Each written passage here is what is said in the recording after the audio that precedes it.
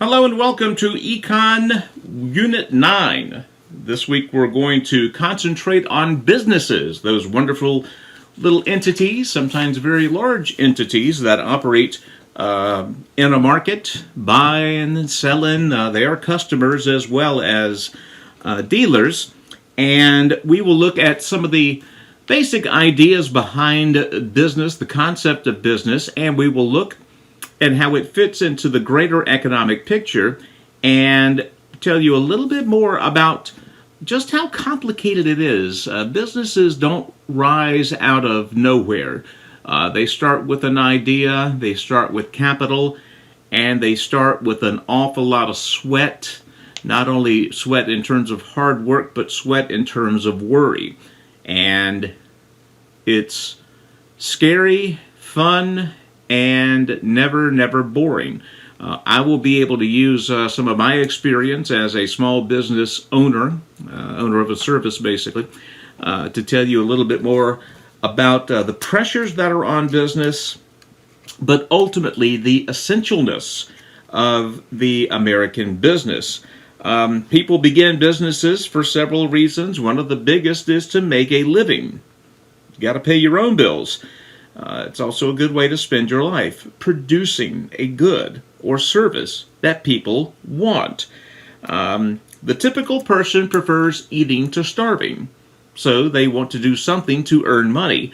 You don't have to start a business to make money, obviously. You can go to work for an existing business. Matter of fact, most people do that. Starting a business, though, is that little extra step. If you want to make a profit from your work, if you have a good, which you think is a good idea, something that other people will want, if you can create a good or service that you think other people will be willing to trade money or goods for, then going into business is your thing. And of course, it helps the economy as a whole. The whole economy does better when people are able to support themselves and do not require support from others. Some people start a business to fulfill a dream. Again, that push is very strong, but you have to make money. Businesses do not exist for long if they are not able to turn a profit. And your dreams can only take you so far. Your dreams, in and of themselves, are not going to pay the bills. Acting upon that dream in a fiscally sound way, and with good ideas and good decisions, will pay those bills. One of the questions we will discuss in class on Monday is one of those existential, philosophical type questions, blah, blah, blah. Should a business focus on its mission or its profits? Yes. If you have a mission that's a noble mission, you should focus on that. But always keep in mind that you cannot exist very long without being profitable. Businesses exist to make money. People don't like to hear that. People think businesses exist to fill niches in our economy, and they do. But that's just the byproduct. Businesses exist to make money. If they do not make money, they cease to exist. Then no one's happy. The people who work for that business are no longer working.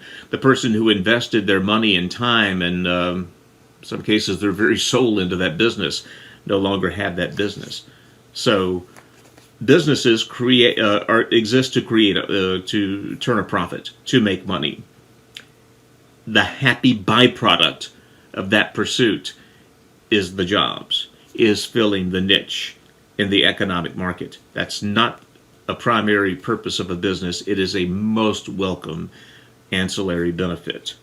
In terms of how you start up a business, there are 4 basic ideas for organizing a business of any sort. And I'm going to go to some visual aids here to kind of help you out. The first is the idea of sole proprietorship of a business. That's far and away the most common type of business. If you want to set up a plumbing business, you buy some tools, get some business cards printed, paint something on the side of your truck, and you got a business. You might have to get a license from your locality. In the city of Danville, you have to, if you don't have a home-based business, you have to register with the Commissioner of Revenue to be a taxable entity. That's really the only restriction in Danville on them. These type of businesses generally have fewer direct government regulations than the other. The cool thing about this is, as the owner, you have complete control. It's yours. The scariest thing about it is it's yours. If you mess up, if you have a bad decision, you can't pawn that off on somebody else. The blame is as close as the nearest mirror. A lot of people don't like that. I love it. I love being ultimately responsible for the success or failure of CBIT Media Solutions. I love that I have no one else to blame if it goes wrong. Yes, there are economic turns you can't do anything about, but it's yours. It is your business. And again, if we believe the old adage, life is 10% what happens to you and 90% how you respond, same goes for business. 10% is the existing economic conditions, 90% is how you react to it. Now, yes, you can make a fine argument that there were some great American businesses that were shut down during the pandemic due to no fault of their own, and you'd be exactly right. It's not perfect. It is in some ways working without a net.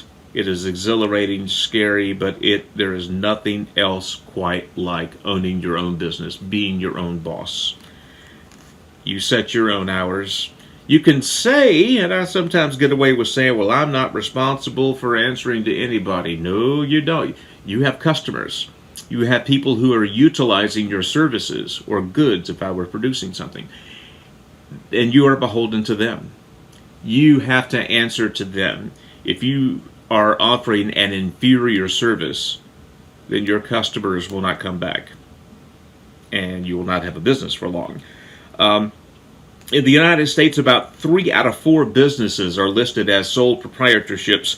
They account for only 4% of the sales here. Again, we're talking very small scope businesses here, not a lot of large-scale economic activity.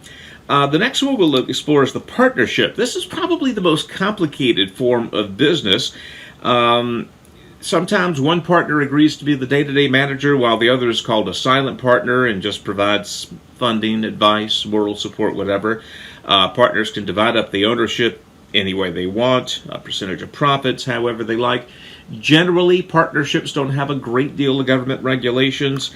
And each partner is completely liable for the business, all the debts and the obligations. That falls really equally upon the two partners. Partnerships are about 10% of American business, providing about 12% of the nation's total sales activity. You may say, what are these? You see them at doctors' offices all the time. Most doctors' offices that are not in the hospital are private practices that usually have more than one doctor. Lawyers.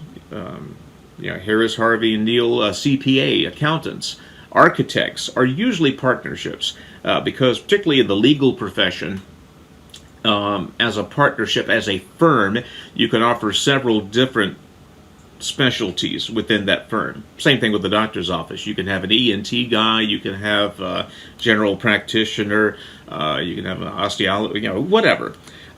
So partnerships are more prevalent than you think, but again, usually it's professional type services. An LLC is technically what I have, not a sole proprietorship, although it is a sole proprietorship.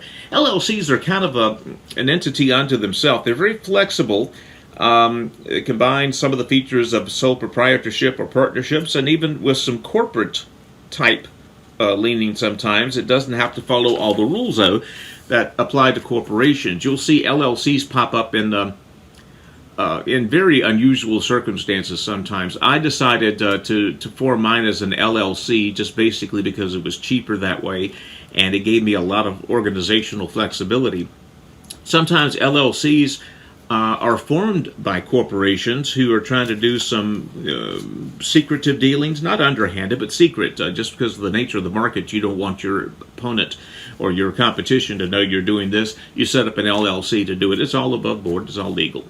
The last bit, of course, is the corporation, and it is far and away the most complex form of business organization. The corporation itself is an entity in and of itself. It is a thing. If you stub your toe at a Walmart, the CEO of Walmart is not liable for that. The owner of Walmart, owners, are not liable. Walmart, the company, is liable. So it creates its own sort of entity. That limits the legal liability, obviously, of each individual owner. And the company exists even after the owner leaves the company, dies, sells, whatever. The company goes on. About 18% of U.S. businesses are corporations, but, of course, they account for 84% of U.S. retail activity. These are the big boys. These are the Walmarts, the Exxons, the Apples, Berkshire Hathaway, CVS, General Motors, Ford, AT&T, General Electric. Stop me if you've heard some of these. We're talking hundreds of billions of dollars of revenue. These are the big boys. And they are essential, but that small business is essential too. We'll talk a little bit more about that as we go along. There's another type that kind of floats under all this, but operates by different rules, obviously, and that is the nonprofit. And they have a lot of the entities of a corporation, particularly some of the large nonprofits, the United Way, something like that, but they don't have to pay corporate taxes, which is one big thing.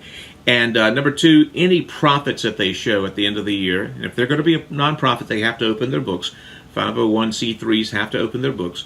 And 501c3 is the federal law, where it is in the federal code that creates these nonprofits. They also, any profits that they do make, let's say they take in $10 million and spend $9 million, that $1 million has to be either distributed, dispersed, like a charity, or reinvested in the charity. They cannot they cannot run a surplus, money left over, basically, at the end of the year. There are about 2 million nonprofits in the U.S. Most of them are very, very small, but there are some, again, gigantic nonprofits that operate without a profit. When we talk about small business, we're usually talking about the sole proprietors, some of the LLCs like me. Generally, anything with under 500 is called a small business. Although if you got 450 workers on your payroll, I don't see how that can be small. Usually we call them a medium-sized business, and anything below, say, 100 is considered a small business by the national standards. Again, the owners of small business, like me, they enjoy being their own boss. They enjoy being responsible. The buck stops here. For better or for worse, the owner is liable. And of course, as we talked about earlier, in terms of the specialization of labor, that is to say, the farmer doesn't have to make his own shoes. He can go to the cobbler for that. The cobbler doesn't try to grow his own wheat. He goes to the farmer for that. The flexibility of small businesses is that they can crop up almost instantly to fill a market niche. Anytime there's some kind of need in the market that is being unfulfilled, small businesses are usually the first to rush into the breach there and fill that gap and provide that service. Nature abhors a vacuum. Economics abhors a vacuum. When there is a gap in service, a demand, small businesses will be the first to get in there and to provide that service to fill that breach. Again, as we said, small business owners often have to work long hours. They are usually the head bottle washer as well as the head chef or whatever. You have to have capital in some cases to start the business. Very few people have 6 figures of money laying around that they need to purchase property or equipment or whatever, say if you're starting a restaurant. So you unfortunately usually have to go into debt on that. And again, there's always advertising that you have to consider. You hope that word of mouth advertising will be the best, and sometimes it is. But there's another way of another aspect of small business is called the franchiser. The guy who runs a McDonald's is a small businessman. Even though McDonald's is one of the largest corporations on the planet, they, of course, are paying McDonald's a certain amount to use their name, their brand, but they have to purchase what McDonald's tells them. They have to put on the menu what McDonald's tells them, but he is still the owner of that business. They are responsible for turning a profit. American companies that employ fewer than 500 people, there's that threshold again, account for 99.7% of all the firms with employees in the nation. That makes sense because only a handful of entities employ more than 500 people. These small businesses produce just over half the nation's non-farm private gross domestic product. They employ about half of the country's private employees. About half these businesses are based out of homes, like mine. Each year, the small businesses of America create about 60 to 80% of the new jobs that are created in the U.S. economy. So the small businesses are the most dynamic. They're the most changing. Corporations, again, fairly steady. Walmart, again, they're not going to have very many peaks and valleys. The small businessman will have peaks and valleys. We'll talk a little bit more about that later. More sobering numbers here. About half of all new companies survive about 5 years. About a third last 10 years or longer. In a typical year, 600,000 companies begin and about 570,000 close. Last year was different. The pandemic was lethal to small businesses. Don't need to get into all the reasons why. You know why. You experienced it. You grew up through it. It'll be the first major economic event that you remember in your lives. You're a little bit too young to remember the recession of '07. But yes, small business is working without a net. But we cannot survive without the small business. It is the small business that has the entrepreneurial spirit. It is the small business that is creating. It is the small business that can react, again, most rapidly to fill that gap in service. If there's a market for it, if there's a chance somebody's going to buy it, there's going to be a small business open up trying to provide that service. And corporations are less able to do that. If that market niche becomes bigger and lasts longer, then corporations will obviously start getting involved. But again, in terms of quick action, nothing beats a small business. There's a section, not Unit 9, but Chapter 43 called So You Want to Start a Business. It goes through a mock setup of a business.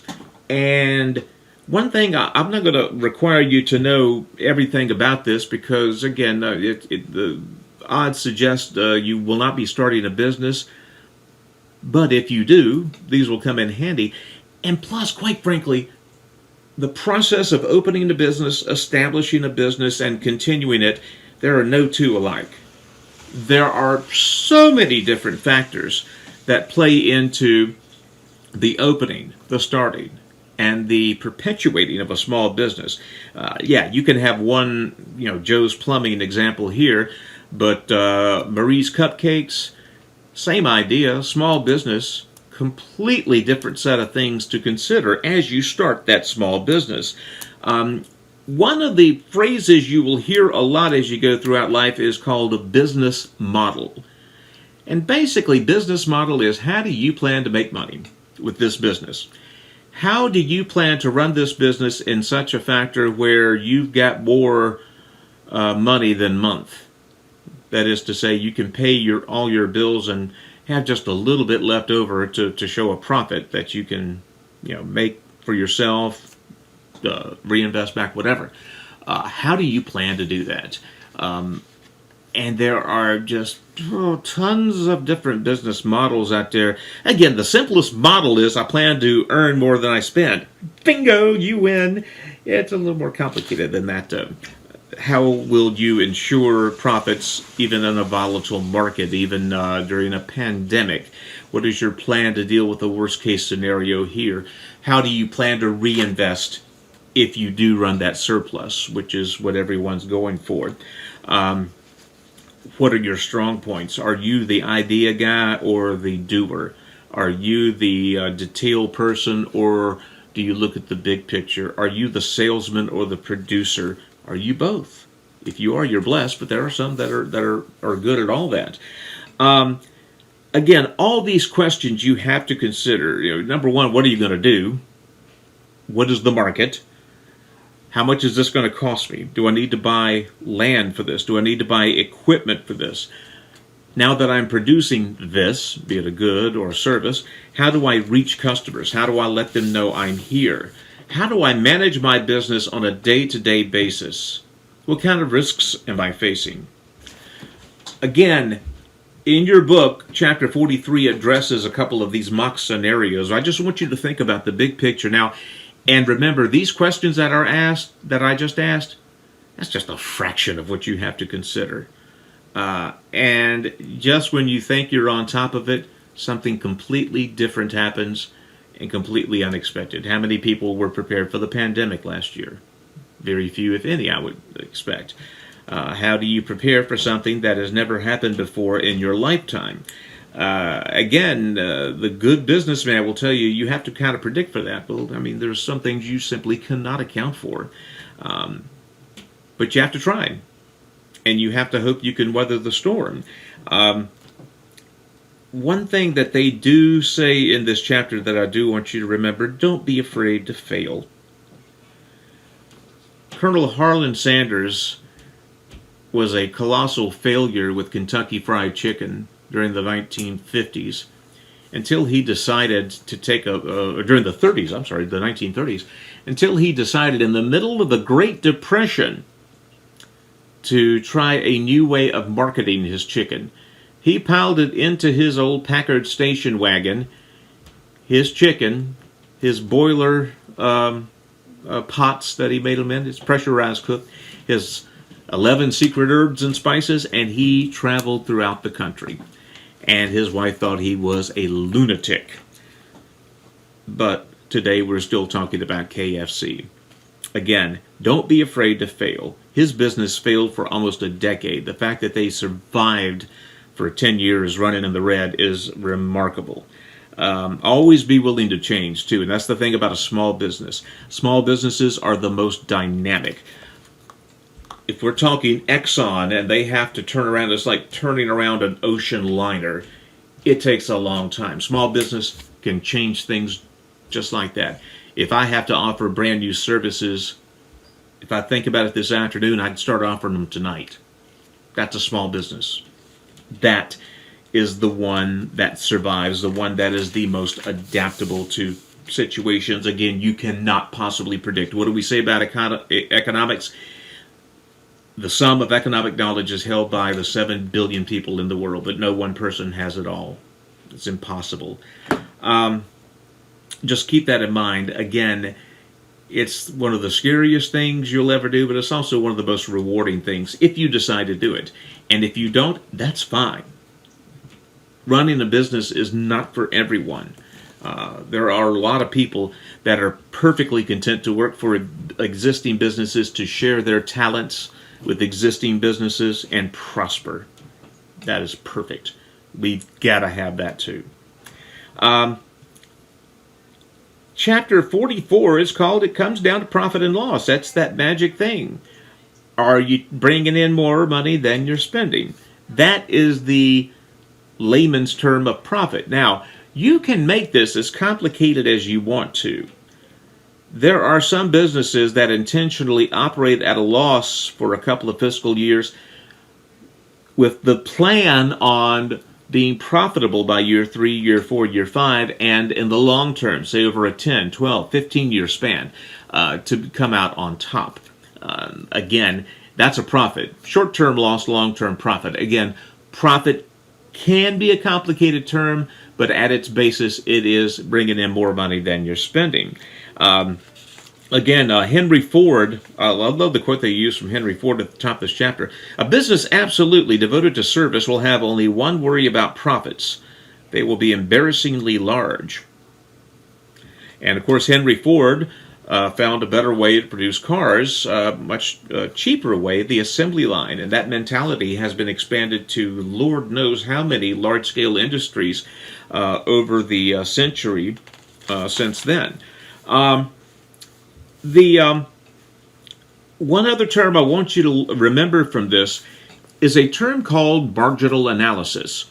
And it is very similar to other terms we have considered. Basically, it's a study of factors that lead to a change in business behavior. It applies beyond the world of econ too. Basically, this is weighing the pros and cons of something. The pros and cons of getting an extra hour's sleep.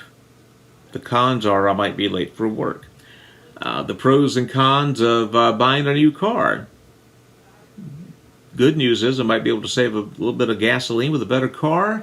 Won't have to worry about breakdowns, but I'm going to have a car payment of $300 a month. It's weighing the pros and cons of a business decision and deciding then if you want to make that change. Good example in the book here. Let's look at Ron's repair shop. Shop charges $100 per repair. He pays each worker he hires $100 a day. His fixed cost for rent and utilities, also $100 per day. Now this chart I'm going to share with you conducts a marginal analysis of Ron's repair shop. Let's follow it along with me here. If Ron hires nobody and performs no repairs, he loses $100 a day because of those fixed costs. Those fixed costs are going to be the same, the rent and all that. Ron hires one worker who repairs 2 units one day. That paid the worker's salary and the fixed costs, so the profit is zero. Ron's bringing in exactly as much money as he is spending. So Ron hires a second worker. The two manage to combine to crank out 5 units per day. This gives Ron a profit, his first one, $200 a day, because that's $500 he's taken in versus $300 in the costs. The owner and his 2 workers share a pizza to celebrate. Ron then hires a third worker. The 3 workers are working so well together that they repair 9 units in one day. Ron's profit's now $500. He starts looking for a new car. Well, the 4th worker he hired maintained that average. The shop then repaired 12 units per day, giving Ron $700 profit a day. Life's looking pretty good. The men were able to help each other do a better job on each repair. Ron thought he found the ticket to wealth and just began looking at boats. He thinks, all I got to do is just keep hiring more workers and I make more money.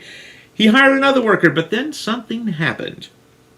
The 5 workers repaired 13 units, but the 5th worker only paid for himself and didn't add to the profit. Still $700, you see. The men in the shop, because of what happened was they had to share some of the equipment, and their focus was not as sharp now with so many people in this limited space. A marginal analysis looks at that and confirms that it does not benefit Ron a darn bit to have hired that 5th worker. Well, Ron's stubborn, like me. He hires a 6th worker thinking this will be the one, then a 7th. His profits actually began to go down. What happens is the 2 new men that he bought on didn't really repair anything. They just ran among the other workers and took tools from one man to the other because there's not enough tools to go around. There's not enough space to go around. The space and the amount of tools are fixed. That means the amount of repairs, the variable of one of those variable units, is now almost fixed. It's called the law of diminishing marginal returns. It shows that the productivity of an output decreases as the quantity of input increases. That is to say, more workers and more raw materials don't necessarily mean more profit. To make more profits more profits possible in this case, Ron would have had to, what? Add tools, add space. So those new workers he hired can actually make repairs and bring in revenue. Those kinds of things are discovered if you're doing a marginal analysis right. And here's that word again, sweet spot. Where's the sweet spot for Ron here? Right about 4 workers. The 5th worker, you're still at $700 profit a day. You start getting past 5, it goes down. So the sweet spot, the equilibrium point for Ron, where he can maximize his profits, is about 4 or 5. And again, that's just one example. It's different for every business. And again, we just looked at one thing with old Ron here, how many repairs he could make, and limited by the amount of tools and space he had to make them. There's all kinds of other factors, limiting factors in other businesses. How many cupcakes can you make in a day is determined by the amount of ingredients you can buy. by the size of your kitchen and by the number of your employees. Those are the variables, again, in trying to figure out how many workers you can hire to make your cupcakes. So it's a little bit different. Another question I'm going to ask Monday, another one of these existential, there's no right answer or wrong answer questions. Are some profits excessive? At what point do profits become obscene profits? We hear that word a lot, particularly when we're talking about big corporations, particularly big oil companies. Exxon made obscene profits last year. Well, what's obscene? How much is too much? Is there such a thing? We'll talk about that Monday. It's a good question to ask. The last chapter is called The Economy Go Round, and we're going to go back and look at our old friend, the business cycle. And the business cycle basically says what we said before. Busy periods, slack times. Success, followed by a drop, followed by more success, followed by a drop. The good old business cycle. Again, the idea is the same as always. You're going to have bad times and good times in business. That is the nature of a capitalistic system. It's going to grow, going to go down, going to grow, going to go down. You make the growth periods as long and as high as possible, and the deficit periods as short and as shallow as possible. But it's going to happen. I talked about the recession of '07. Bad times. But a lot of good came out of that.